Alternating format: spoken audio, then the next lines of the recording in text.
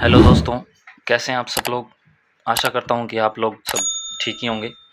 और आज दोस्तों इस वीडियो के अंदर हम बात करेंगे एसएमपीएस को रिपेयर करने की। कोई भी एसएमपीएस है, चाहे वो किसी का भी है, चाहे कोई चार्जर है, चाहे कोई मोबाइल का चार्जर है, या कोई बैटरी को चार्ज करने के लिए कोई अडेप्टर बनाया गया है, या कोई एलईडी का अडेप्टर है, या किसी ई बाइक को चार्ज करने के लिए कोई अडेप्टर है, चाहे वो 12 वोल्ट का है, 24 वोल्ट का है, 48 वोल्ट का है। सभी जो अडेप्टर होते हैं दोस्तों, उनका एक ही सिद्धांत होता है सभी एसएमपीएस का, चाहे वो कितने भी वोल्ट का है, चाहे वो किसी भी प्रकार का है। इसको रिपेयर करने के लिए मैं आपको कॉन्सेप्ट से बताऊंगा टोटल। आपने दोस्तों वीडियो को ध्यान से देखना है। कॉन्सेप्ट अगर समझ लिया दोस्तों आपने, तो चाहे एसएमपीएस के अंदर कोई भी फॉल्ट आ गया तो आप 1 मिनट के अंदर वो फॉल्ट है वो निकाल लेंगे। सीधा ही डायरेक्ट आपको पता चल जाएगा कि इस एसएमपीएस के अंदर यहाँ इस कंपोनेंट के अंदर फॉल्ट है।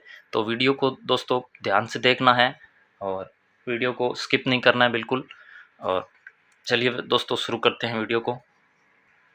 पहले थोड़ा सा ये बता देता हूँ कि ये सभी जो कंपोनेंट लगे हुए हैं उनका क्या काम है। और वीडियो के लास्ट के अंदर मैं बताऊँगा कि इसके फॉल्ट के बारे में मैं डिस्कस करूँगा कि कौन सा फॉल्ट होने पर किस कंपोनेंट को हमें टेस्ट करना है, क्या क्या इसके अंदर फॉल्ट आते हैं, वो सभी हम वीडियो के लास्ट में थोड़ा देखेंगे। तो दोस्तों सभी एसएमपीएस जो होते हैं, यहाँ से इस कनेक्टर से इनपुट सप्लाई आती है। सर्किट की प्रोटेक्शन के लिए फ्यूज़ लगा दिया जाता है, या फिर यहाँ पर एक रेजिस्टेंस लगा दी जाती है जिससे इस सर्किट की का प्रोटेक्शन हो सके शॉर्ट सर्किट होने पर। अब इसके बाद में ये जो फ्यूज़ लगा है, इससे सप्लाई आगे चली जाएगी। उसके बाद में इस एसी सप्लाई को फिल्टर करने के लिए एक तो ये इंडक्टर लगा दिया जाता है और एक ये कैपेसिटर लगा दिया जाता है। इन दोनों को काम है कि ये एसी सप्लाई को फिल्टर करेंगे। एसी सप्लाई को फिल्टर करेंगे। एसी सप्लाई फिल्टर होने के बाद में इन डायोड्स के पास जाएगी। ये डायोड हैं, ये डायोड इस एसी सप्लाई को डीसी सप्लाई में चेंज कर देंगे। ये जो इंडक्टर और कैपेसिटर लगा है यहाँ पर एसी का, ये दोस्तों जो या तो ब्रांडेड जो सप्लाई होती है उनके अंदर लगा होगा, या थोड़ी सी पावर जिसकी ज़्यादा है उसके अंदर ही लगा होता है। हर एक एसएमपीएस के अंदर ये जो चीज़ें हैं एसी को फिल्टर करने वाली, वो नहीं लगी होती। जैसे मैं एक आपको एसएमपीएस दिखाता हूँ, ये रहा। इसके अंदर देखिए दोस्तों, इनपुट सप्लाई का जो वायर ये है, यहाँ से यहाँ पर इंडक्टर नहीं लगाया गया है, ना ही एसी का कैपेसिटर है वो लगाया गया है, लेकिन फ्यूज की जगह यहाँ पर रेजिस्टेंस लगा दी गई है। ये भी दोस्तों, ये रेजिस्टेंस लगा दी है। ये देखिए दोस्तों, यहाँ से यहाँ पर कनेक्टर है, यहाँ से फ्यूज़ के माध्यम से यहाँ पर फ्यूज़ लगा हुआ है। फ्यूज़ के माध्यम से सप्लाई है वो इस एसी कैपेसिटर के पास आ गई, और एक ये जो है यहाँ पर कनेक्टर की इस पिन से इसके पास आ गई है। तो ये एसी को फिल्टर करेगा यहाँ से फिल्टर होने के बाद में ये जो इंडक्टर लगा है यहाँ पर, ये इंडक्टर लगा है, इसकी वाइंडिंग है वो इस प्रकार है। ये यहाँ से यहाँ तक कनेक्ट है आपस में। तो ये एसी को फिल्टर करेगा, अपने में से निकालेगा एसी को, और एसी इससे निकलने के बाद में इन डायोड्स के पास चली जाएंगी। ये इस एसी वोल्टेज को ये डीसी में कन्वर्ट करके आगे इस कैपेसिटर के पास भेज देंगे। इस कैपेसिटर के पास भेजेंगे। इस कैपेसिटर का काम है कि इस डीसी सप्लाई को प्योर डीसी के अंदर चेंज करना। ये इस डीसी को प्योर डीसी के अंदर फिल्टर कर देता है। तो क्योंकि ये जो आगे कंपोनेंट हमारे लगे हुए हैं, ये इनको प्योर डीसी चाहिए, तभी ये सही पल्स पैदा कर पाएंगे, और इसको ये जो ट्रांसफार्मर लगा हुआ है इसको ढंग से ऑपरेट कर पाएंगे। तो इसके लिए इन कंपोनेंट को डीसी सप्लाई चाहिए, तो इसको हमने डीसी सप्लाई प्योर करके दे दी है इन्हें। तो उसके बाद में जो वोल्टेज है वो इन कंपोनेंट्स के पास चली जाएगी, इन कंपोनेंट्स के पास जाएंगी। इन कंपोनेंट्स के पास वोल्टेज जैसे ही जाती है, तो ये यहाँ पर स्विचिंग वाली आईसी लगी हुई है, AP802280 आईसी लगी हुई है। इस आईसी, ये एन चैनल की आईसी होती है, मॉसफेट आईसी इसको बोलते हैं। इसका काम होता है जो सप्लाई आ रही है उसे स्विचिंग करवा के इस ट्रांसफार्मर को दे देना। ये है, इसके पास सप्लाई पहुँचेंगी, पहुँचते ही ये इसे सप्लाई देगा, और इसकी जो प्राइमरी वाइंडिंग है, ये वाली साइड है जो इसकी प्राइमरी है, प्राइमरी के अंदर मैग्नेटिक फील्ड है वो बना देगा वोल्टेज के माध्यम से। इस मैग्नेटिक फील्ड से जो इसकी सेकेंडरी है ट्रांसफार्मर की, इसके अंदर एक वोल्टेज पैदा हो जाएगी। इसकी सेकेंडरी में जैसे वोल्टेज पैदा होगी तो आगे इन डायोड्स के माध्यम से डीसी में कन्वर्ट कर दी जाएगी और उस डीसी को वापस फिर फिल्टर कर दिया जाएगा और आगे है भेज दिया जाएगा। तो एक बात और दोस्तों बता देता हूँ मैं आपको, कुछ जो एसएमपीएस होते हैं उनके अंदर आईसी लगी होती है और कुछ जो होते हैं उनके अंदर मॉसफेट लगा हुआ होता है। एन चैनल का मॉसफेट होता है, ये एन चैनल की आईसी है। तो जैसे ये मैं आपको दिखा रहा हूँ, इसके अंदर भी ये जो लगा हुआ है एन चैनल का मॉसफेट लगा हुआ है 2N60C। मॉसफेट का काम भी स्विचिंग कराना है और इस आईसी का काम भी है स्विचिंग कराना ही है।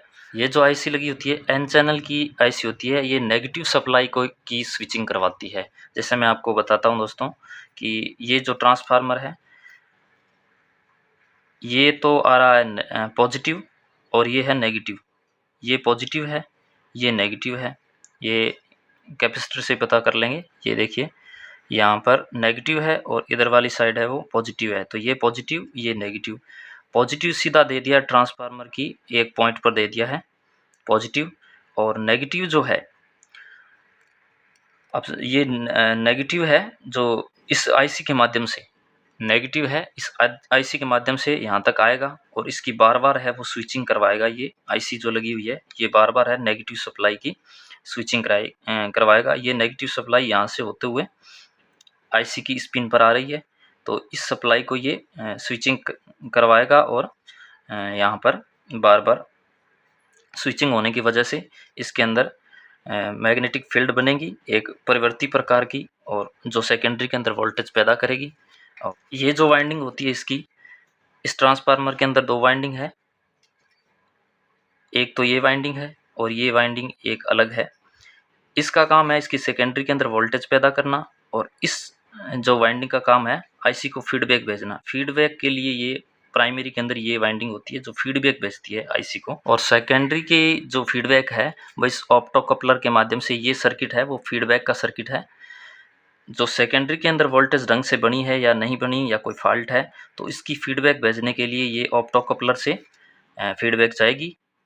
ये देखिए दोस्तों, यहाँ से लेकर यहाँ तक ये रही, ये आईसी की इस पिन पर आ रही है, यहाँ से शुरू होती है और इस पिन पर आती है।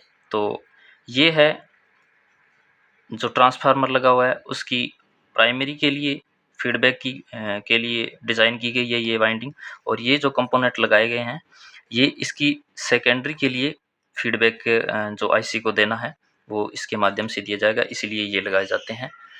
तो सप्लाई है वो आगे इतना सर्किट सही है तो सप्लाई यहाँ तक आ जाएगी। अब इस सप्लाई को, क्योंकि ये एक ऐसी डीसी सप्लाई की अगर स्विचिंग करवाएंगे तो वो एसी की तरह व्यवहार करने लग जाएगी। अगर सीधा इसको डीसी दे दिया जाएगा तो ये जल भी सकता है, और इसके अंदर जो सेकेंडरी वोल्टेज है, सेकेंडरी वाइंडिंग है उसके अंदर वोल्टेज नहीं पैदा होगी। तो इसको हमें एसी ही देनी पड़ती है, एसी से ही ट्रांसफार्मर है वो एसी वोल्टेज पर ही काम करता है। तो अब इसको एसी दी गई है तो एसी ही इनके वोल्टेज है वो सेकेंडरी के अंदर पैदा होगी।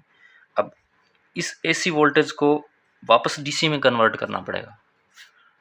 डीसी में कन्वर्ट करने के लिए डायोड्स हैं वो लगा दिए गए हैं यहाँ पर। ये देखिए दोस्तों, ये डायोड है वो यहाँ पर लगा दिए हैं ताकि इस वोल्टेज को डीसी के अंदर कन्वर्ट किया जा सके। सेकेंडरी के अंदर इसके एक ही वाइंडिंग होती है और एक ही वाइंडिंग से टेपिंग निकाली जाती है, मतलब एक वाइंडिंग से अलग अलग जगह पर वोल्टेज के हिसाब से वायर्स है वो ले ली जाती हैं।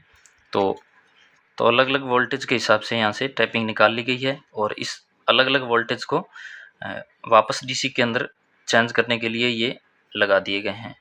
अब ये जो डीसी है वो ये डायोड है पूरी तरह से प्योर डीसी के अंदर नहीं कर पाते, क्योंकि आगे जो हमें इससे जोड़ना है, जो भी हम जिसके अंदर भी ये लगा हुआ होता है तो उसको प्योर डीसी सप्लाई चाहिएगी। अगर प्योर डीसी नहीं होगी वो सप्लाई तो वो ढंग से काम नहीं करेगा। तो इन कैपेसिटर का काम है कि इस जो सेकेंडरी के अंदर डीसी पैदा हो गई है उसको प्योर डीसी के अंदर कन्वर्ट करना। ये कैपेसिटर हैं वो प्योर डीसी के अंदर चेंज करके यहाँ पर हमें इस कनेक्टर पर वोल्टेज है वो आउटपुट में दे देंगे, फिर हम आगे जो भी चलाना चाहते हैं इसे वो चला सकते हैं। तो अब बात करते हैं दोस्तों इसके मुख्य जो फॉल्ट कहाँ कहाँ किस किस कंपोनेंट में दिक्कत आती है, और उन्हीं फॉल्ट के अंदर हम उन्हीं कंपोनेंट्स के बारे में हम बात करेंगे। फॉल्ट नंबर 1 की बात करते हैं। सेकेंडरी के अंदर बिल्कुल भी आउटपुट वोल्टेज ना निकलना, बिल्कुल ही यहाँ पर आउटपुट वोल्टेज नहीं निकल रही है किसी भी कनेक्टर से, यहाँ पर बिल्कुल ही 0 वोल्टेज बता रहा है। तो इसका मतलब है कि या तो ये ओपन है या शॉर्ट है। बिल्कुल 0 वोल्टेज अगर बता रहा है तो इसकी प्राइमरी के अंदर दिक्कत होगी दोस्तों। एक बात ये हमेशा याद रखनी है, जब बिल्कुल ही वोल्टेज ना निकाले तो इसकी जो प्राइमरी इसका सेक्शन है इसी के अंदर दिक्कत होती है। और दिक्कत क्या होती है, या तो ये होगा ओपन सर्किट ये, या फिर होगा शॉर्ट। तो पहले बात करते हैं शॉर्ट की। ज़्यादातर होते हैं वो शॉर्ट ही होता है, ये ओपन बहुत कम होता है, शॉर्ट ज़्यादा होता है। तो शॉर्ट होने पर पहले तो ये जो फ्यूज़ लगा हुआ है, ये फ्यूज़ है वो जल जाएगा हमारा। शॉर्टिंग किस किस चीज़ के अंदर आती है? शॉर्टिंग आती है इन डायोड्स के अंदर ज़्यादातर। इसके अंदर शॉर्टिंग आएगी तभी ये फ्यूज़ उठ जाएगा। अगर इसके अंदर शॉर्टिंग आएगी, ये आईसी भी ज़्यादातर शॉर्ट होती है, इसी सेक्शन के अंदर ज़्यादा दिक्कत आती है, इसके अंदर प्राइमरी के अंदर ही। तो अगर ये शॉर्ट हो गई है तब भी ये फ्यूज़ उड़ेगा, और इसके शॉर्ट होने पर ये कॉइल भी ओपन हो सकती है। कई बार ये जो कैपेसिटर लगा हुआ है यहाँ पर 450 वोल्ट का 47 माइक्रोफेरेड का, ये भी शॉर्ट हो जाता है तब भी ये दिक्कत आती है। तो शॉर्ट इसके अंदर पहले मल्टीमीटर से चेक करना है। अगर बिल्कुल भी वोल्टेज नहीं निकाल रहा तो हमें सिर्फ यही चेक करना है, ये आईसी, ये डायोड और एक ये, इनको चेक करना है और फ्यूज़ को भी चेक करना है। अगर ये सही है और फिर फ्यूज़ को चलाकर हम टेस्ट करेंगे सीरीज़ के माध्यम से। सीरीज़ जो टेस्ट लैंप विधि होती है उसी के माध्यम से हम इसको पहले रिपेयर करके फिर इसे चलाकर देखेंगे। सीधा हमें पूरी सप्लाई है वो इसे नहीं देनी है। तो अब बात करते हैं फॉल्ट नंबर 2 की दोस्तों। ओपन की बात करते हैं पहले। ओपन होगा तो सिर्फ एक तो ये फ्यूज़ ओपन होने वाली चीज़ है, और एक ये। ओपन की कंडीशन के अंदर भी यहाँ पर वोल्टेज अगर नहीं आ रही है तो ये ओपन का फॉल्ट ही होता है। यहाँ पर वोल्टेज नहीं आएगी तो ओपन या शॉर्ट होगा और सर्किट इसी के अंदर दिक्कत होगी। तो ओपन की कंडीशन में ये जो डायोड हैं ये भी ख़राब हो सकते हैं, इनको भी टेस्ट करना है ओपन में, इसको भी टेस्ट करना है, इस फ्यूज़ को भी टेस्ट करना है।